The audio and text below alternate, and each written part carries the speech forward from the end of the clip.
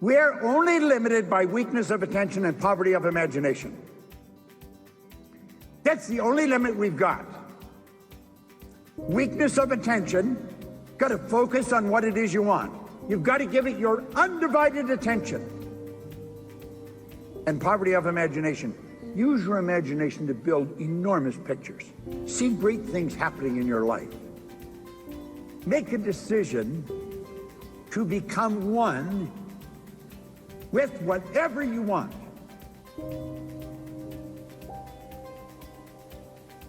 A lot of people are wandering around, they don't know what to do. Their life isn't going where they want it to go, they're not doing what they want to do, and they're stuck. And they don't know how to change it. You see, we've got the ability to create the kind of life we want, but it doesn't happen by accident. Yet, if you don't gain an awareness of who you are and what makes you tick, odds are pretty good you'll never be free. Most people live in a little cage of their own making, and they don't even know it. You and I are God's highest form of creation. There's nothing on the planet that will equal us. Now, I often point out that we're the only creature on the planet that's totally disoriented in our environment. It's true. All the other little creatures are completely at home in their environment. They blend in. We don't. We've been given the mental faculties to create our own environment. Yes, just that most people don't do a very good job of it. School doesn't teach us how to do it. You go right through our educational system, come out and know virtually nothing about yourself. I want you to take your phone and look at it. And think of this. Let each of those lines on the screen represent a level of vibration. Everything the phone can do, you can do with your marvelous mind. We refer to these levels of vibration as frequencies. And there's an infinite number of frequencies. Now your phone has its own frequency. If I've got your number in my phone, I can hit send, bang, you get the message. Doesn't matter where you are. I could take a picture, hit send, and simultaneously with me hitting it, you'll have it. See, in truth, there isn't any time or space. That's an illusion. We're dealing here with energy, and we're dealing with frequencies. We're dealing with energy. Everybody's phone has its own frequency. But you know, so do people. You can transfer pictures from your mind to somebody else's mind on the other side of the world just the same as you can with your phone. Now, most people never really gain an understanding of that or how to do that. But everything you're thinking, you're sending off charges of energy. Thought is energy. Thought waves are cosmic waves that penetrate all time and space. Thought waves makes the laser look puny. It's the most potent form of energy is. Most people don't really know much about it. They don't think very much about it. Every great leader that has ever lived has been in complete and unanimous agreement that you and I become what we think about. They've disagreed on almost everything else but that one point.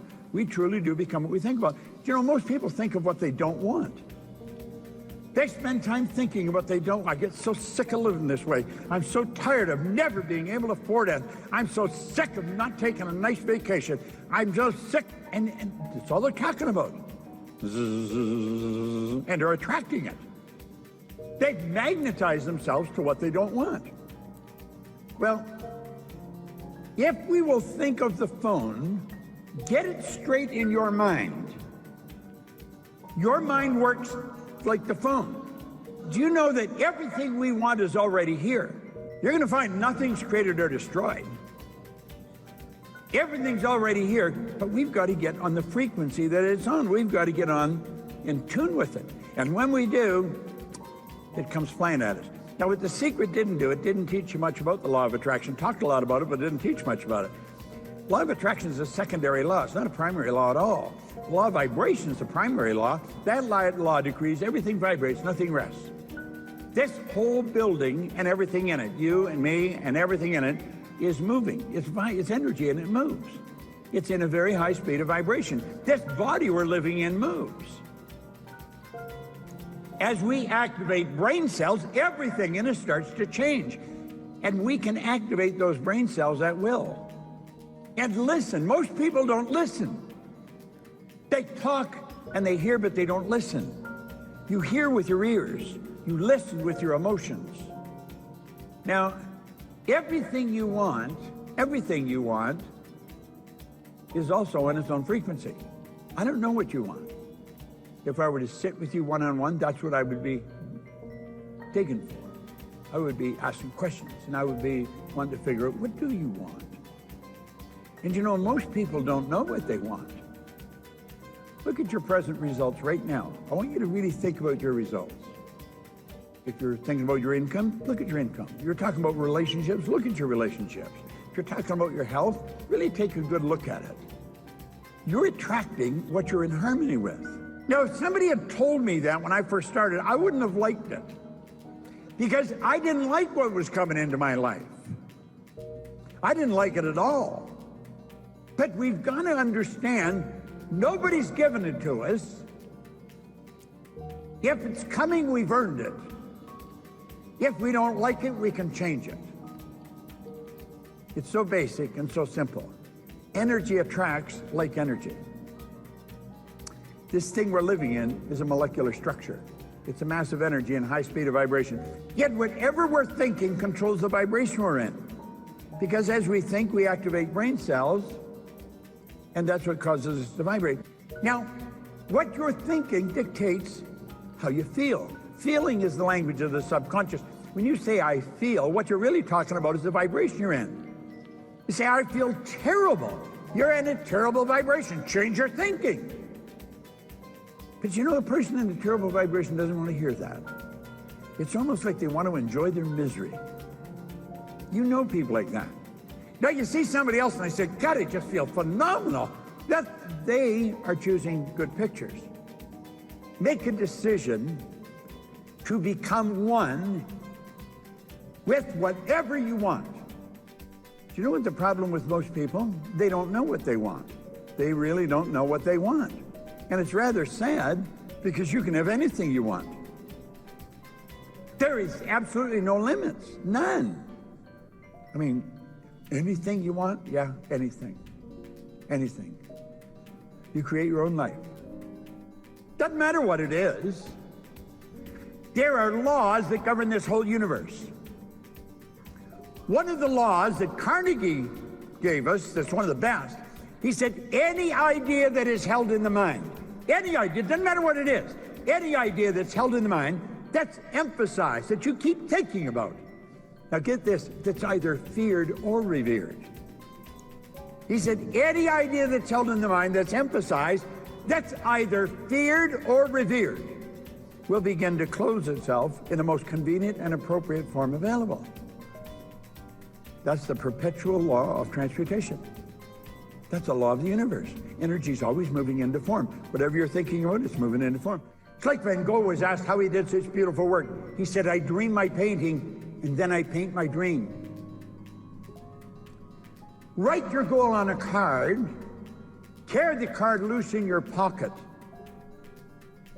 Now what happens when I put my hand in my pocket and I touch the card, the sensory factor touch is affected. It sends a light message, rifle firing through my central nervous system, strikes those cells in my brain, they're activated, and the picture of my goal flashes on my mind. So you see, it's all electronic. You're much like your phone or like your computer. You're in charge, and you can dictate what pictures you want coming on your mind, and that picture must move into form. That's an absolute law. We're only limited by weakness of attention and poverty of imagination. That's the only limit we've got. Weakness of attention, got to focus on what it is you want. You've got to give it your undivided attention. And poverty of imagination. Use your imagination to build enormous pictures. See great things happening in your life. What pictures are you holding on the screen of your mind? The only limit is weakness of attention and poverty of imagination.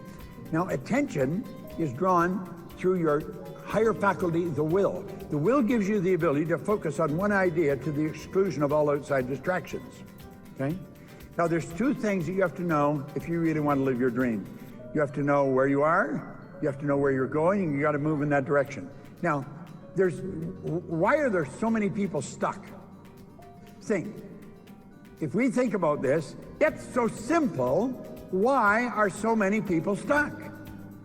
Our problem is in paradigms. A paradigm is what's in control of our life to a very large degree. And it's the paradigm that keep people stuck. A paradigm is a mental program that has almost exclusive control over our habitual behavior. Now think, a paradigm is a program that has almost exclusive control over our habitual behavior. And get this, almost all of our behavior is habitual. Paradigms control your perception. Perception is a mental faculty. Animals do not have perception, humans do. Perception is one of the higher faculties that we've got. Your paradigm controls your use of time. Do you know that every one of us get exactly the same amount of time? We get all there is. No one gets any more than anyone else.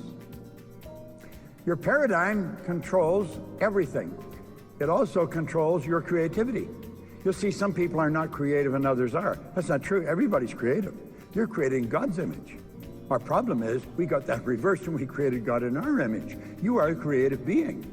You are truly a creative being. Your paradigm controls your effectiveness because it controls what you do, how you do it.